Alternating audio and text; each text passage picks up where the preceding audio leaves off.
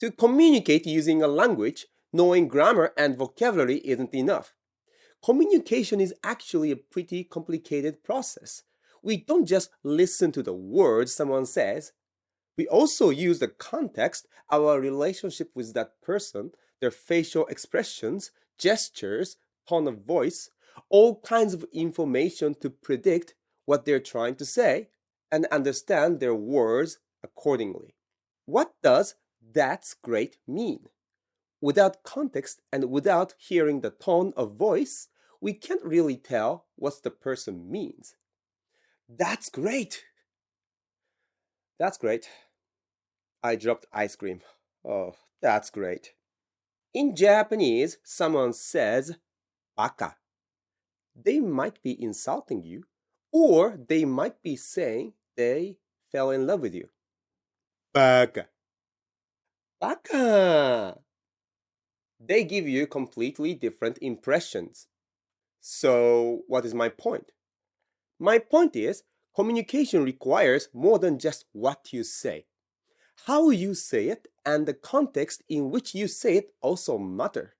In other words, simply forming sentence by putting words together according to grammar and reading it aloud is not enough to communicate smoothly.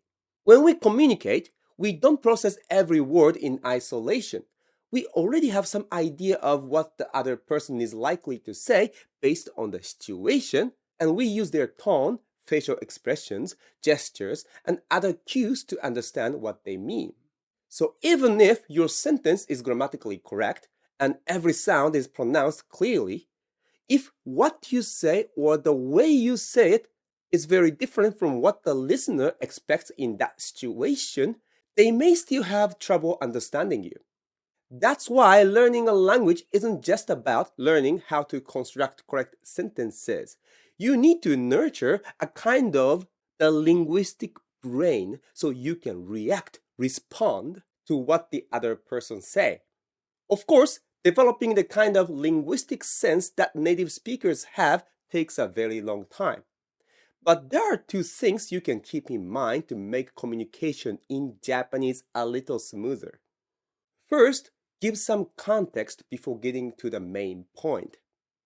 Second, be aware of your tone and accent. Let's take a look at the first point. Give some context before getting to the main point. In Japanese, people often give the context before getting into the main point. This helps the listener anticipate what's coming and makes the conversation smoother. For example, すいません、ちょっと道に迷ってしまってお聞きしたいんですけど、青々札幌はどこにあるか知っていますか？ The main question here is, 青々札幌はどこにあるか知っていますか? But before asking the main question, I first explain the situation I'm in. すいません、ちょっと道に迷ってしまってお聞きしたいんですけど。By saying this first, I give the listener some context. Now they already expect that I'm probably going to ask for direction. So, when the main question comes, it's much easier for them to process it and respond. But imagine if I suddenly walk up to someone and say, 青々札幌はどこにあるか知っていますか？え？はい？何ですか？青々札幌はどこにあるか知っていますか？青々札幌ですか？青々札幌だったらここをまっすぐ行ったところにありますよ。Japanese people often use んですが or んですけど to introduce their situation. すいません。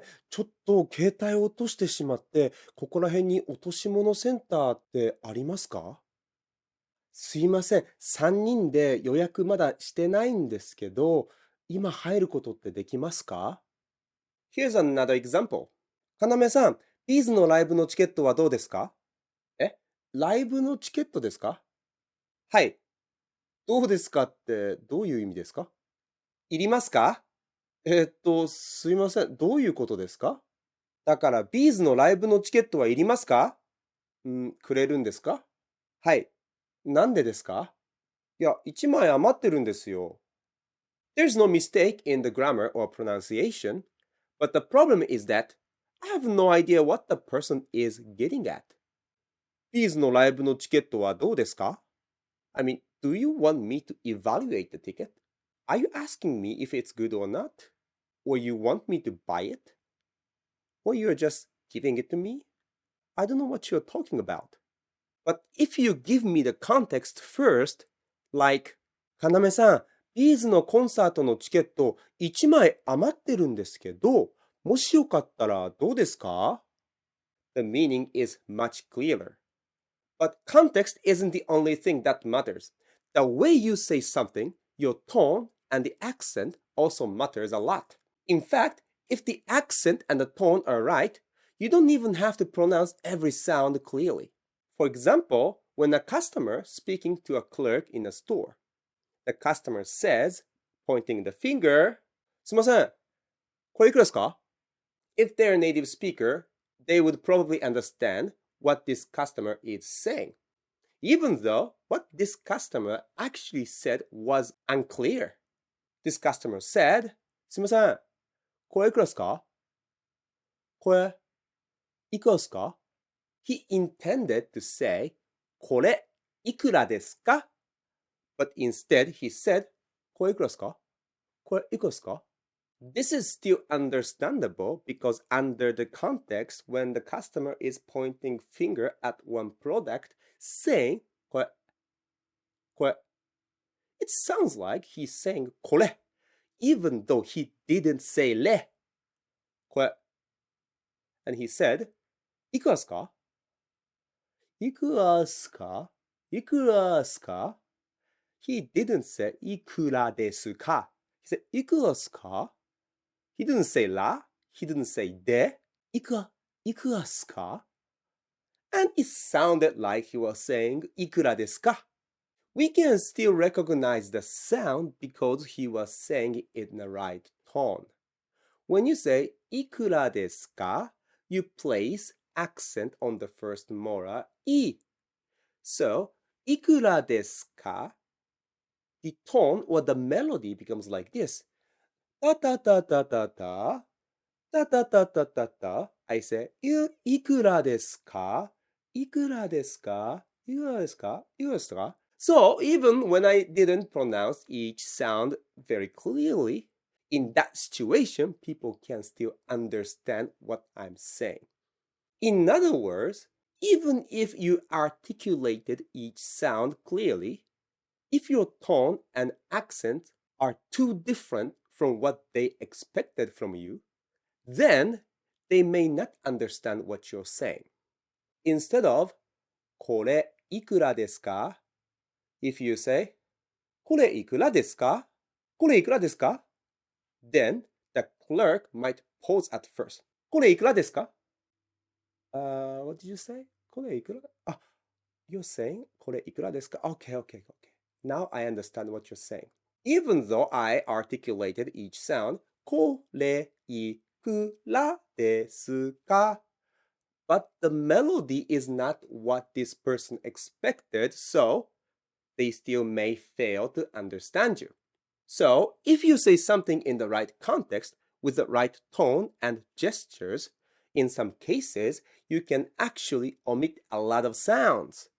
In the morning, when meeting someone for the first time of that day, saying, あざーす, あざーす, it sounded like I'm saying おはようございます because of my gesture and the context, and I said o and s clearly. So people think I just said おはようございます. あざーす. あざーす. When someone helps me, I say あざーす. あざーす. What I said was あざーす. あざーす. But it sounded like I said ありがとうございます. When I bump into my neighbor, I say じゃあ, it sounded like I said こんにちは. Because in that situation, I said じゃあ. Probably I'm saying こんにちは. Native speakers unconsciously make these kind of reductions all the time. And that's one reason some of you might have trouble understanding Japanese people when they talk to each other, even though you can understand most of what they say when they are talking to you. When we talk to Japanese learners, we tend to pronounce things more clearly. But in casual conversation between native speakers, a lot of sounds get blurred or dropped. この前じいちゃんにもらった扇風機どこ行ったの？ああ、あれ、車の中置いてあるよ。I just said, この前じいちゃんにもらった扇風機どこに置いたの？ああ、あれ車の中に置いてあるよ。この前じいちゃんにもらった扇風機。この前 becomes この前、この前、この前、この前。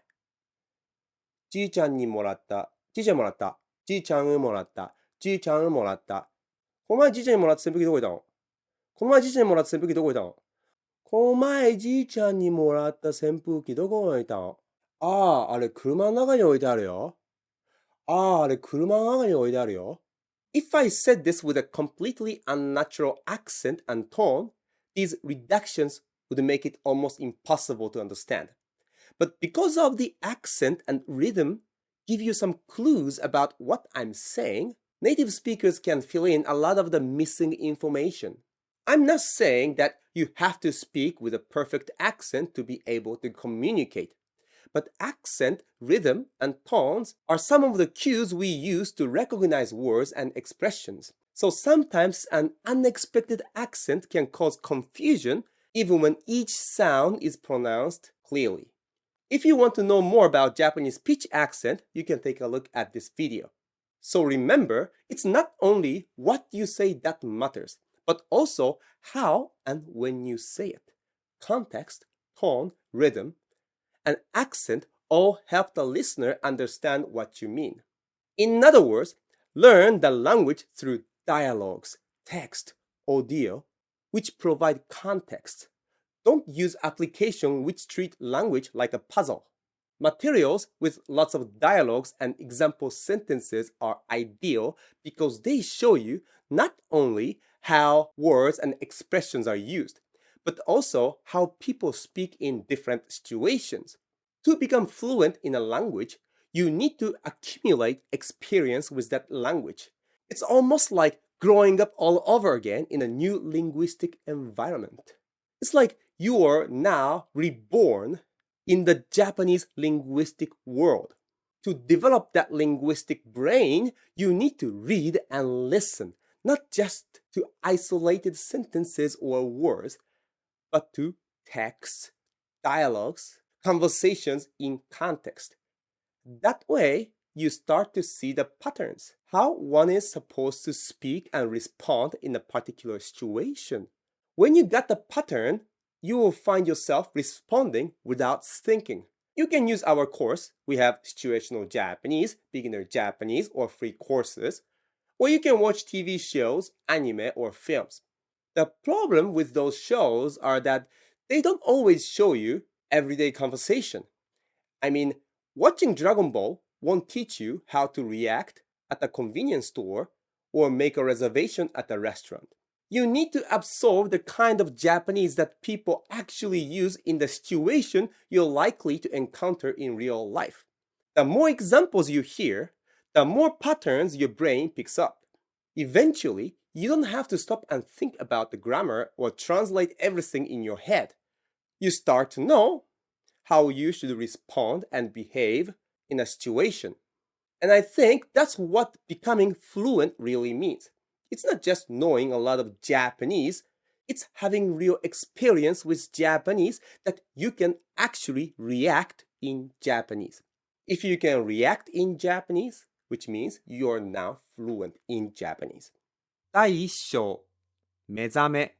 ジャックは波の音で目を覚ました。目の前にはただ青い空があった。自分が誰で、ここがどこなのか、全くわからない。鳥が鳴いている。太陽が傾いている。風が少し冷たかった。